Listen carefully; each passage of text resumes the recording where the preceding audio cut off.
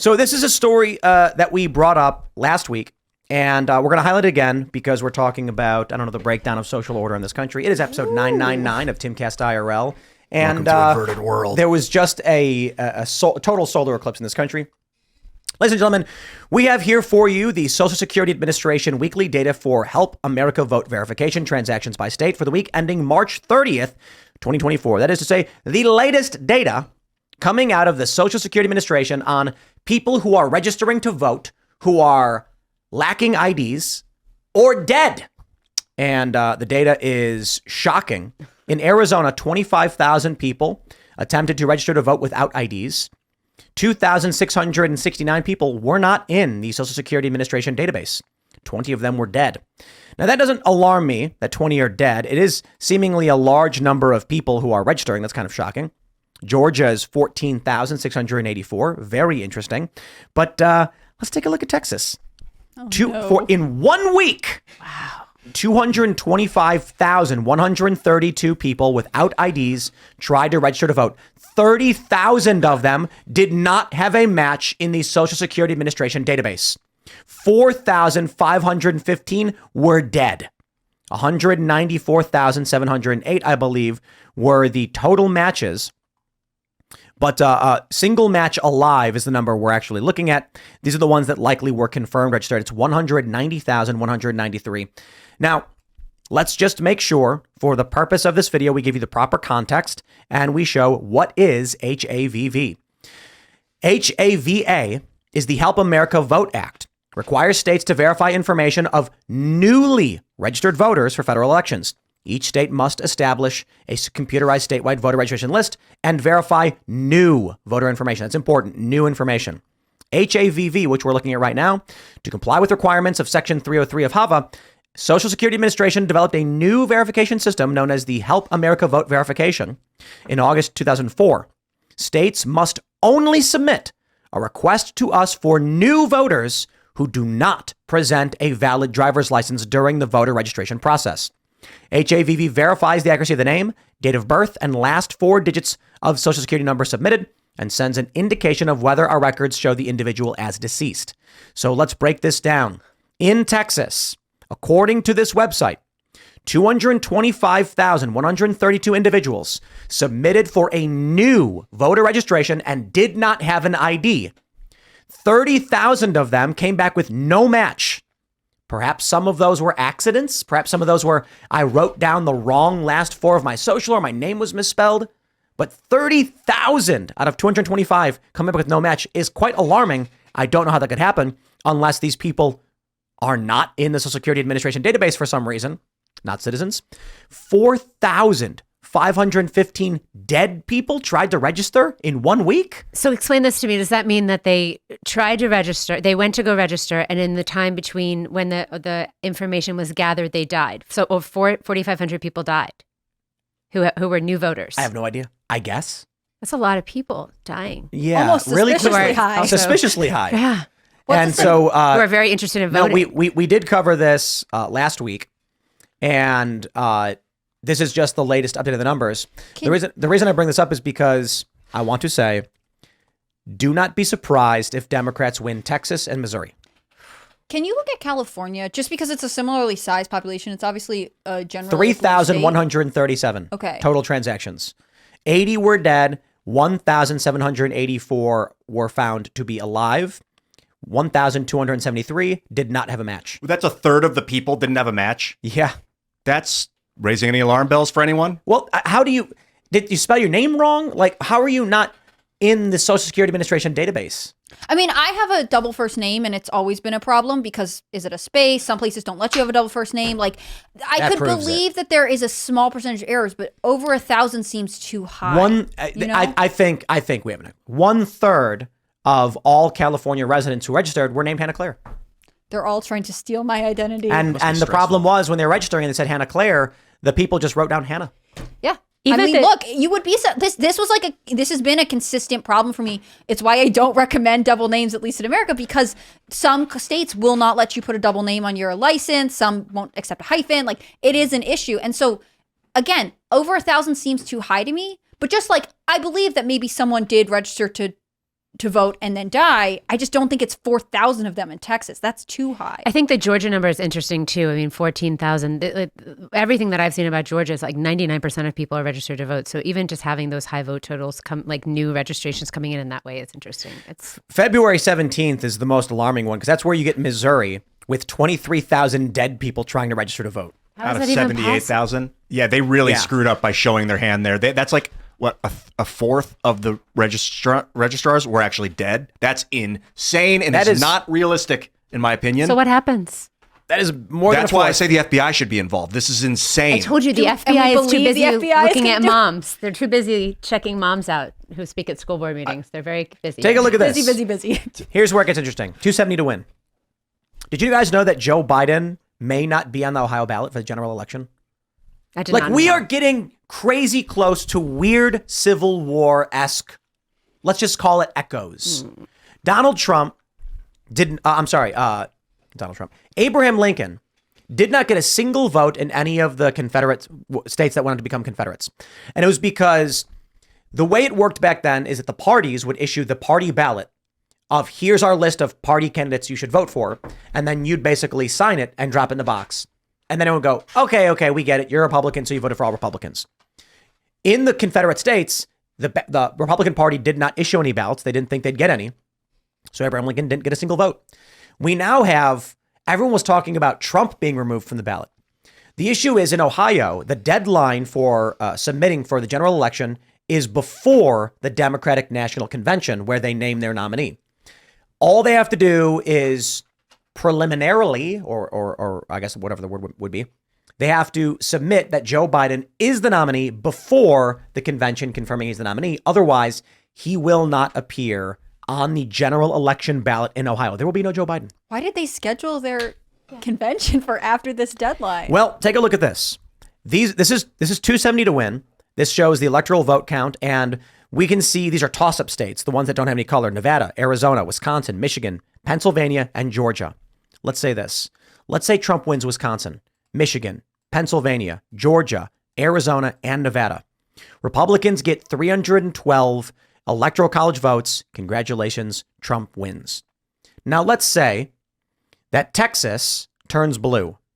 It's now 266 to Republicans 272. The other suspect state, of course, is Missouri. That would put Democrats at 276.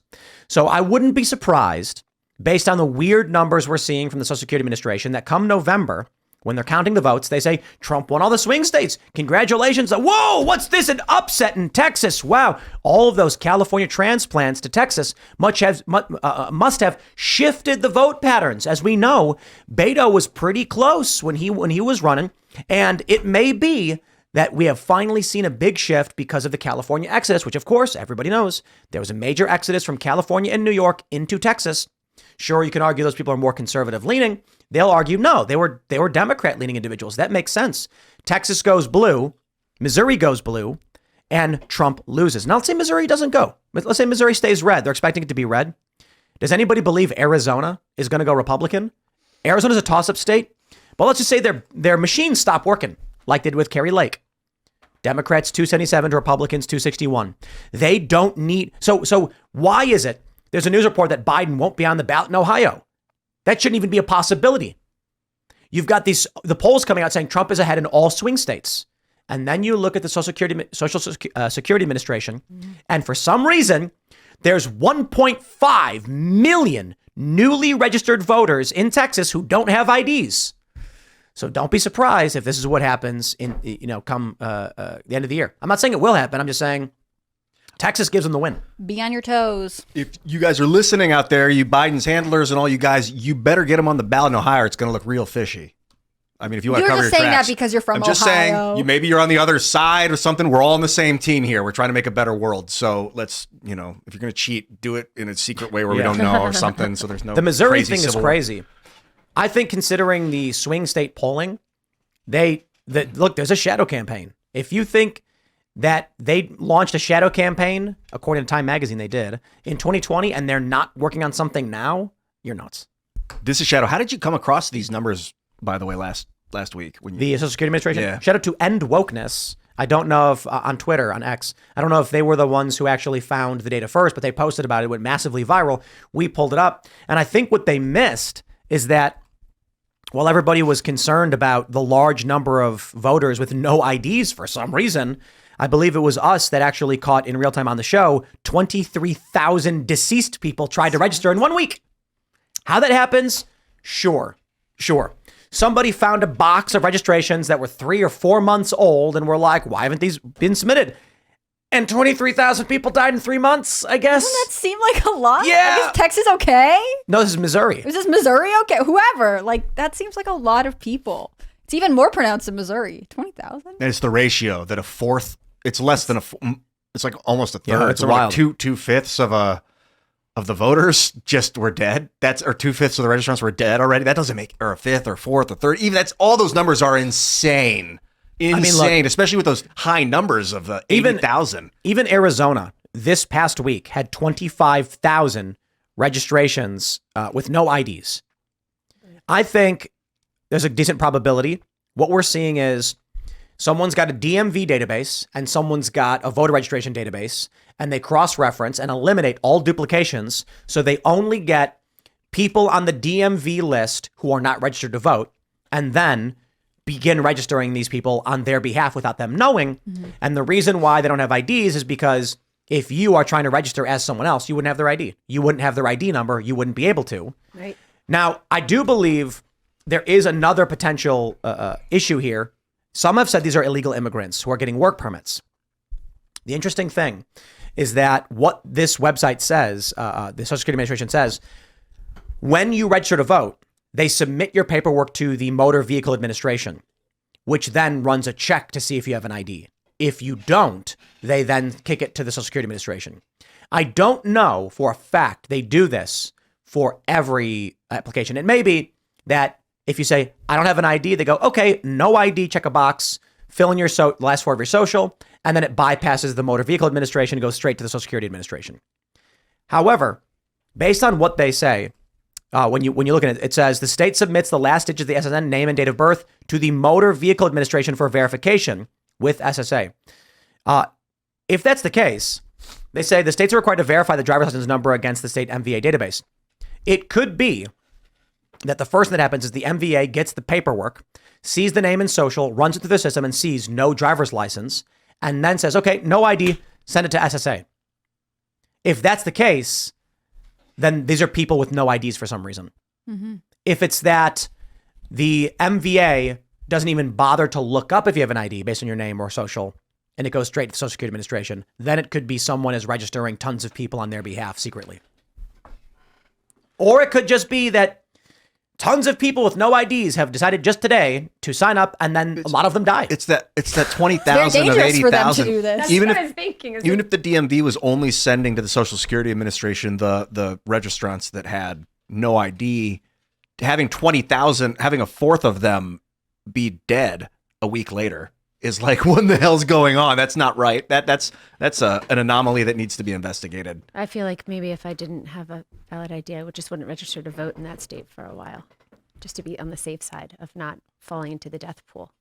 Oh, I see what you're saying. It's too high of a risk. It's too high of a risk. Yeah, I mean, this is a voter suppression. This is what they're doing. It's a very subconscious voter suppression attack. No, it's not. I don't think. I don't know, man. It's freaking me out because that is not good. Those Missouri numbers are not good. That is a very, very bad thing to see. So do you feel pessimistic? Are you pessimistic about the election? I'm kind of riding. I'll let Tim answer. You're asking him. I don't think it matters. I think no matter what happens, no one's going to believe it. Mm. Democrats rejected 2016. Republicans rejected 2020. I don't care if you think you're right or wrong. That's not the point I'm making. The point is that this time around, ain't nobody's going to accept what happens. What does that look like? I don't know. I can give you some hypotheses.